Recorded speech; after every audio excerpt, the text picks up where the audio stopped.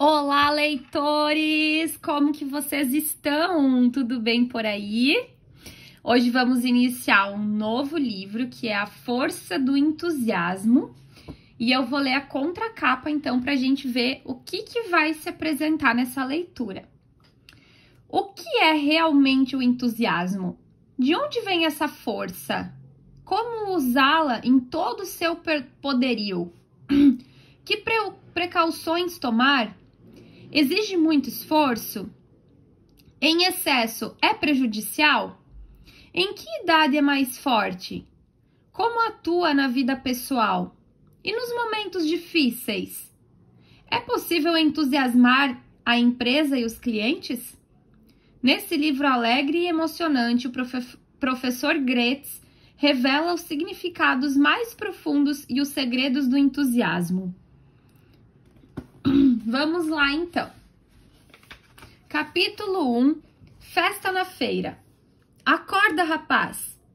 Esfreguei os olhos e, com a cabeça zonza, olhei para o despertador da mesinha da cabeceira. 2h da madrugada. Eu tinha deitado bem depois da meia-noite. Então estava ainda no primeiro sono. Mas meu pai insistia em me acordar. Vamos lá, temos que deixar a banca arrumada mais cedo, porque depois vamos vender nossas uvas em Taquarituba. E voltou a dormir. O sono era tanto, só de falar o nome da cidade adormeci no meio. Mas meu pai me balançou pelo ombro e, como não tinha outro jeito, eu levantei. No caminho, ele foi me lembrando o que tínhamos de fazer. Primeiro, colocar na caminhoneta uma carga de uvas, além da balança e das tábuas da nossa banca da feira na Itapeva, nossa cidade natal. Depois, descarregar no lugar de sempre e montar tudo.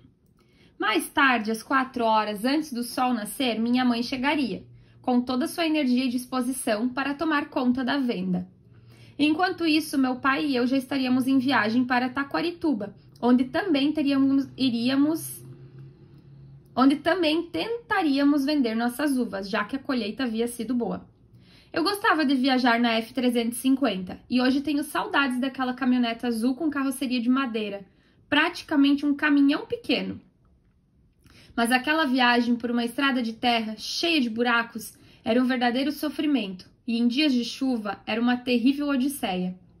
Hoje a estrada é asfaltada e não leva nem 1h, mas naquela estradinha esburacada a gente demorava umas 3 horas para chegar.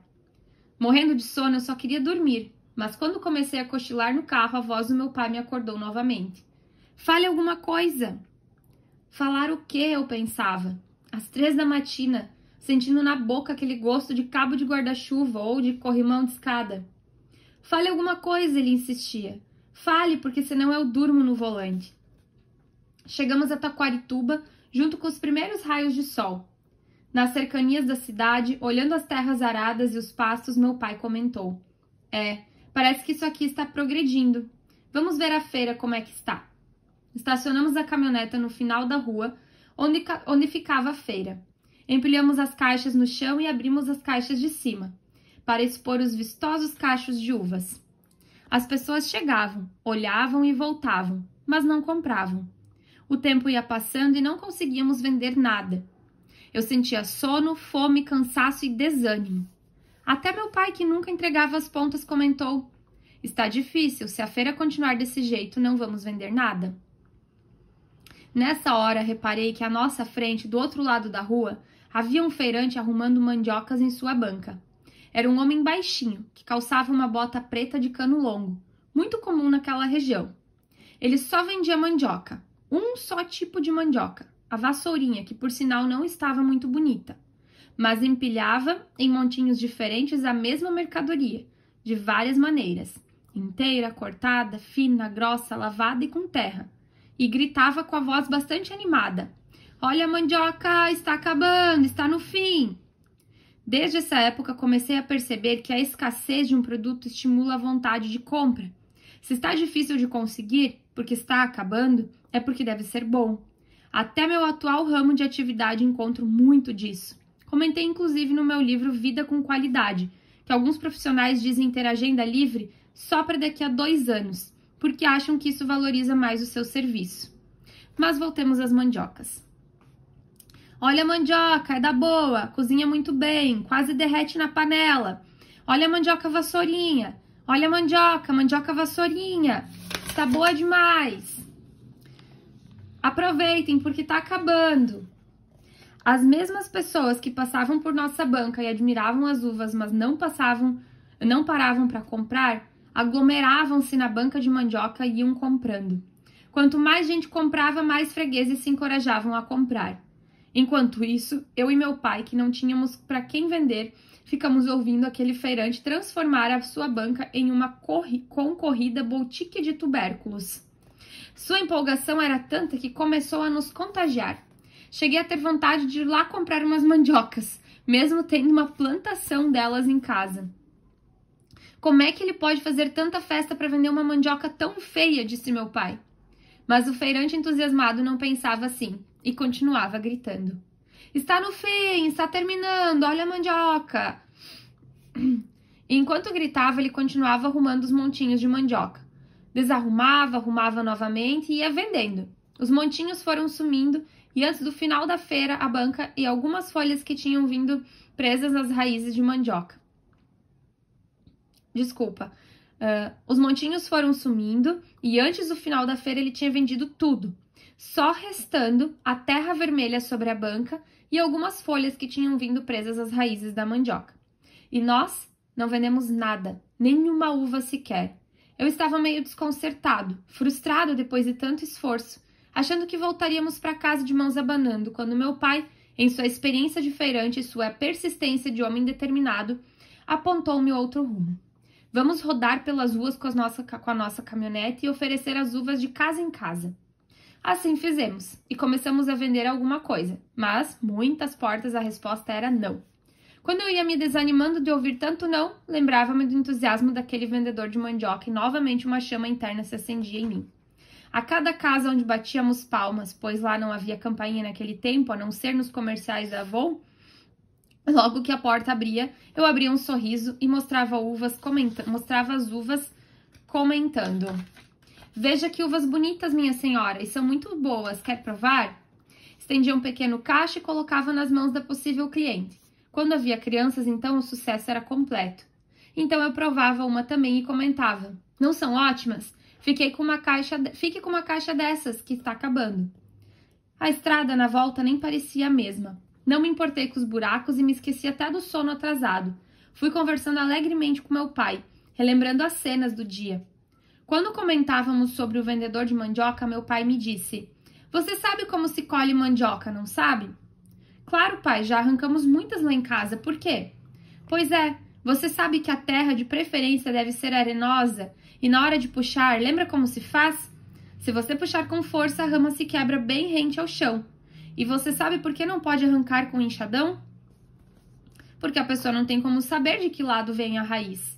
Então corre o risco de cortar ou machucar a mandioca e aí ela desvaloriza, respondi.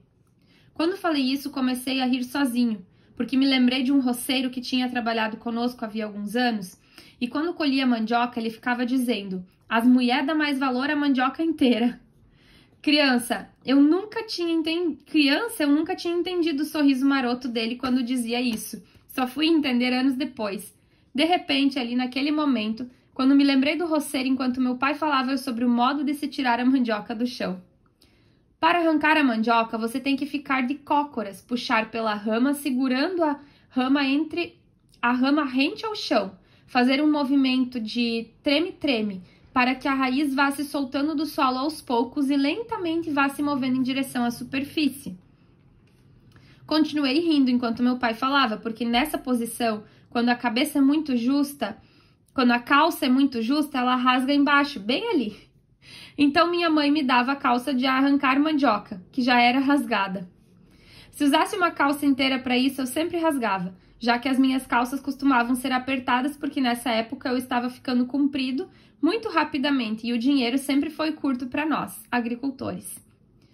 Com a prática de colher mandioca, aprendi também que se no dia anterior você comer algo como repolho ou batata doce, Nessa posição de cócoras, fazendo força, você normalmente solta todos os gases. É pum de tudo quanto é jeito, mas sempre suado e vigoroso. Quase um grito que parte das entranhas querendo acordar as mandiocas presas no chão. Por isso é que quando dois roceiros espertos trabalham juntos colhendo mandioca, todos os dois querem ficar contra o vento. Meu pai quis saber por que eu estava rindo sozinho. Contei-lhe essa lembrança e ele completou. E quem está com dor de barriga fica sem condições de arrancar mandioca, porque senão as consequências são borradas. Se você, leitor, está achando estranho que um livro sobre entusiasmo comece falando de mandiocas e de gases, saiba que eu também estou. Mas ponderei bem e vi que essa historinha reúne muitos dos principais ingredientes que pretendo apresentar nos próximos capítulos. Esses ingredientes, por enquanto, são os seguintes. Astúcia. O feirante entusiasmado sabia, do jeito dele, que estava usando uma técnica de vendas. Muitos estudam isso em cursos de marketing. Ele fazia espontaneamente, por um talento nato, e desenvolveu uma técnica própria. O ideal é reunir talento e técnica. Posicionamento. A postura certa para se arrancar a mandioca do chão exige disciplina e empenho. Se fizer errado, ela se quebra. Hoje sei que em todas as atividades é necessário um posicionamento correto para se atingir qualquer objetivo. E muito empenho. Jeito. Puxar, tremer, balançar, etc. Mesmo que pareça simples, é só puxar para sair, devemos procurar conhecer a técnica de quem já sabe o que faz o trabalho há muito tempo. Nem que seja para depois aperfeiçoar ou criar outra técnica. Persistência. Na colheita, pode ser simples, mas não é fácil. Às vezes a gente se esforça fazendo tudo do jeito certo, mas não atinge a meta. A mandioca não vem. Dá vontade de desistir. Quantas vezes um desiste e vem outro até mais fraco e consegue arrancar? Pois a força não resolve se não houver entusiasmo. Na venda, o vendedor de mandioca gritou a manhã toda, desde os primeiros momentos, quando ainda não havia ninguém comprando, e também nos momentos em que havia gente aglomerada, disputando lugar em frente à sua banca. E meu pai, ante o insucesso na feira, não desistiu. Se as uvas não tinham sido vendidas ali, deveria haver algum jeito mais eficaz de se chegar aos clientes. E ele conseguiu, quando mudou a técnica e foi vender de porta em porta. Vendemos tudo. Bom humor. Se você ficar com vergonha da posição de cócoras, do movimento do corpo, do possível rasgão nos fundilhos, não vai conseguir fazer direito. O bom humor supera esses bloqueios. Assim também na hora de vender. Uma pessoa entusiasmada desperta sua parte criança, não tem vergonha de manifestar seu entusiasmo e sua alegria vai contagiando a todos. Acreditar no seu produto. Se você não acreditar, como vai transmitir os outros com entusiasmo? Objetividade. O feirante estava brincando, mas sabia o que queria. Tinha sentido prático. Seu propósito era atrair clientes para o seu produto. E foi objetivo. Estava sozinho e fez toda aquela festa. Fazer com o coração. No final do livro, é óbvio, há uma frase que não me canso de repetir. Lançando seu coração sobre aquilo em que acredita, você sempre chegará lá. Isso é a essência do entusiasmo, que pode ser praticado com qualquer atividade. Indústria, comércio, administração, magistério, contabilidade, futebol, artes em geral, ciências biológicas, engenharia, agricultura, política, medicina, turismo, etc, etc. E não só nas esferas profissionais. O entusiasmo produz melhores maridos, esposas, pais, filhos, avós, estudantes, donas de casa, vizinhos, religiosos, colegas de clube, cidadãos, enfim, seres humanos melhores, com mais plenitude, poder pessoal, eficiência, talento, alegria, saúde e amor pela vida. Capítulo 2. Inspiração divina. Sempre fui entusiasmado pela palavra entusiasmo. É a palavra mais bonita da língua portuguesa. Pensei desde a primeira vez que a escutei na voz do meu pai. Ele estava comentando, após o jantar, sobre as pessoas que mais se destacavam na pequena cidade onde vivíamos. Para ele, se alguns estavam prosperando mais do que outros, trabalhando ali na mesma terra, o motivo principal era o entusiasmo. Eu deveria ter uns 8 anos. Achei a palavra linda e contei nos dedos. Tinha 5 sílabas. Na escola, a professora tinha me ensinado sobre palavras monossilábicas, dissilábicas, trissilábicas e polissilábicas. De 4 em diante é polissilábica, ela disse. Mas são poucas as palavras com mais de 4 sílabas. Teimoso, comecei a anotar as palavras grandes que escutava, para mostrar a ela que não são tão poucas assim.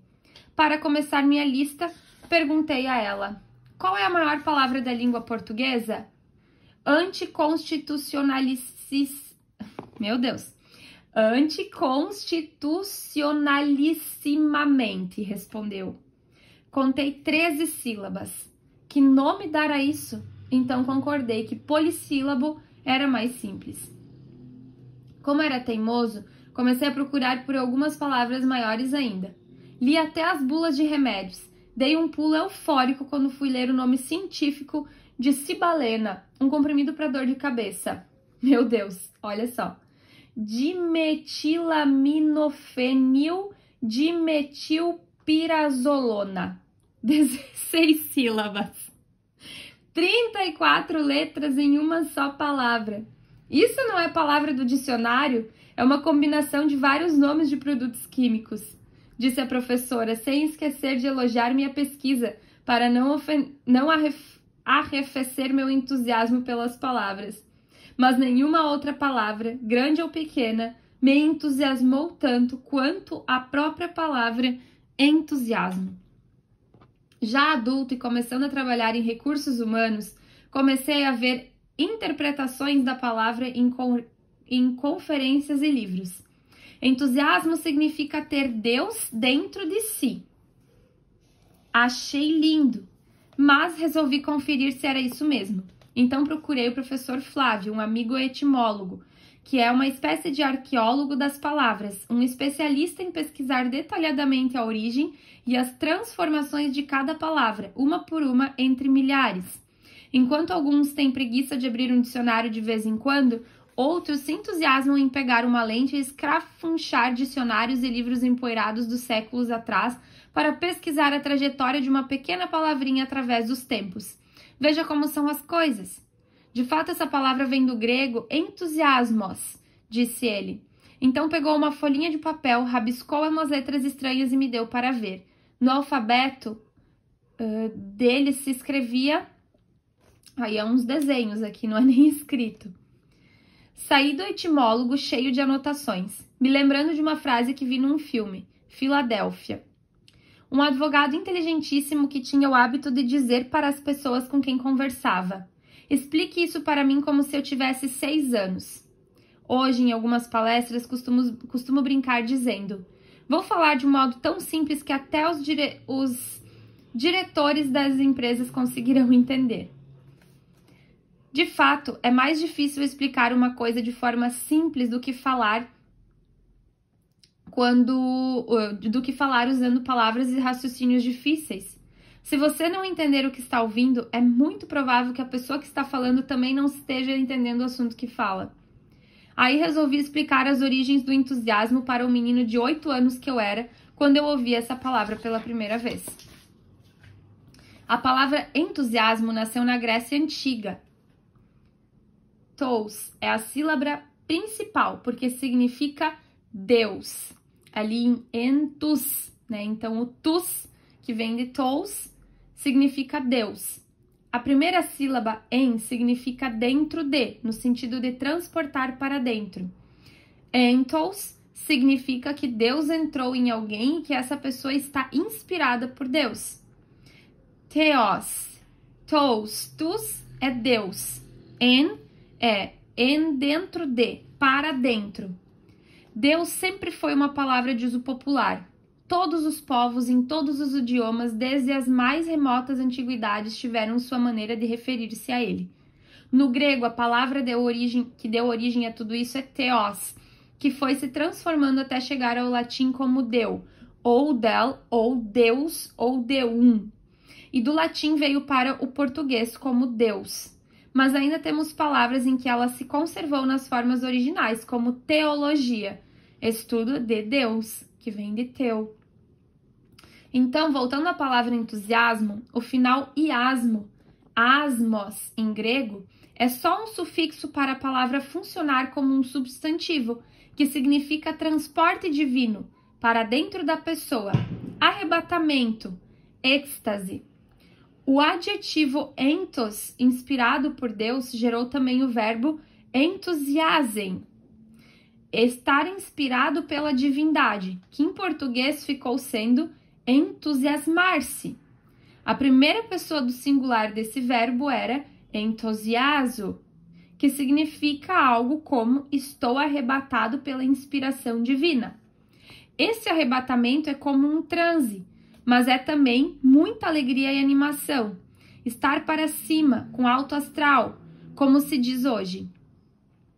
Se Deus está num plano superior, para tê-lo dentro de nós, somos levados para cima, onde ele está.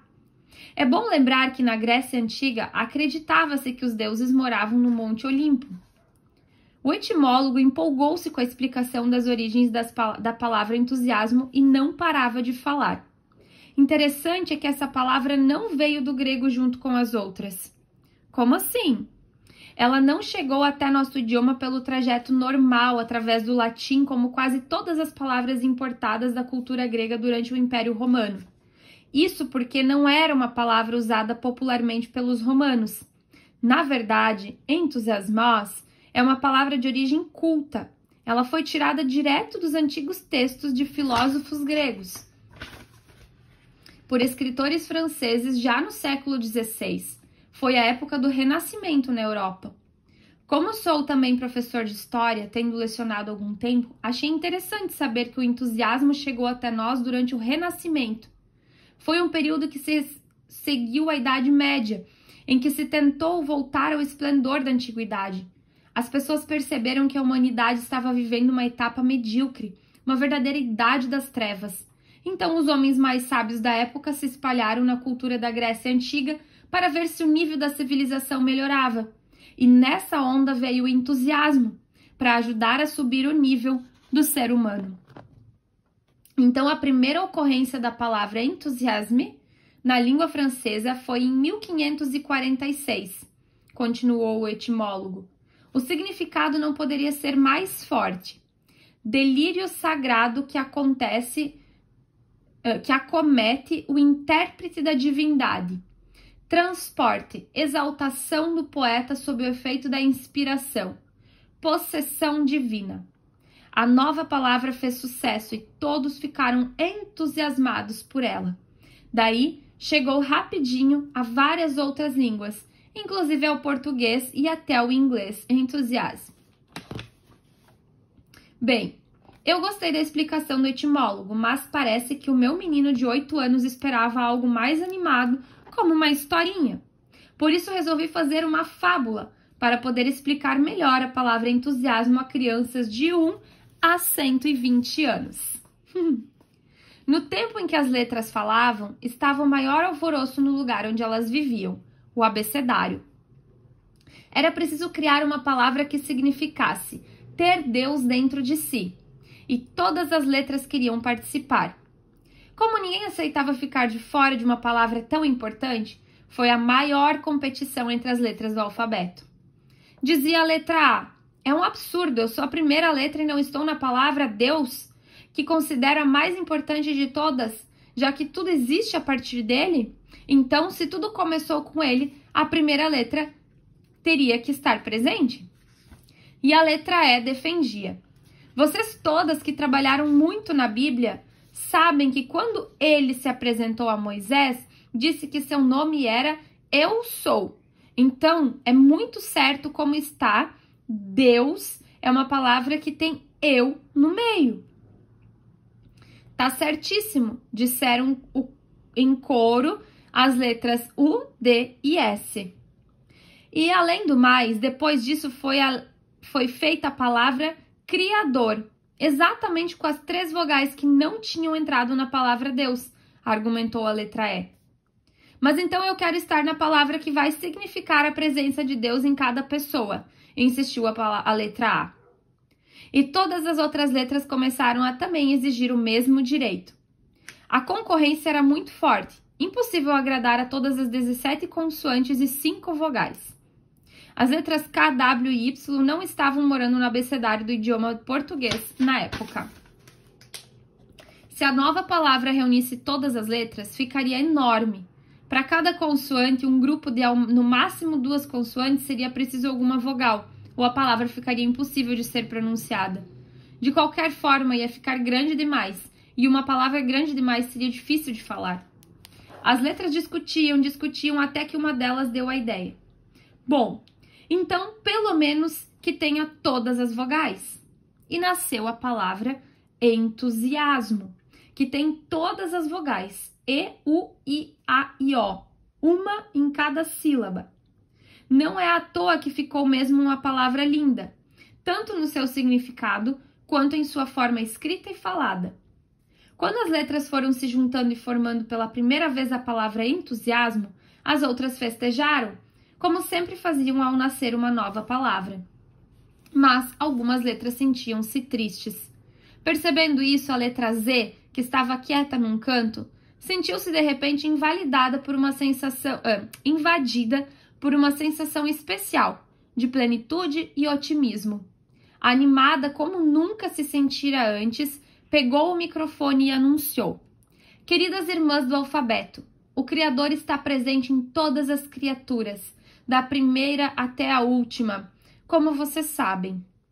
Lembram-se daquela frase da Bíblia que fala das letras? Eu sou o Alfa e o Ômega, ou melhor, traduzindo para o nosso alfabeto, eu sou o A e o Z, o princípio e o fim de todas as coisas. Apocalipse 1:8. A frase do Apocalipse impressionou todas as letras e Z prosseguiu. Assim sendo, mesmo não podendo contar com a participação de todas as letras, o significado dessa nova palavra está dentro de cada uma de nós e pode estar em qualquer pessoa disposta a recebê-la em seu coração. As palavras ditas pela letra Z arrebataram todo o abecedário com o mesmo sentimento. O significado da palavra entusiasmo existia mesmo e estava se manifestando ali. Nesse momento, todas aplaudiram entusiasticamente, gritando: vivas e bravos! E a nova palavra saiu para conquistar todos os seres humanos.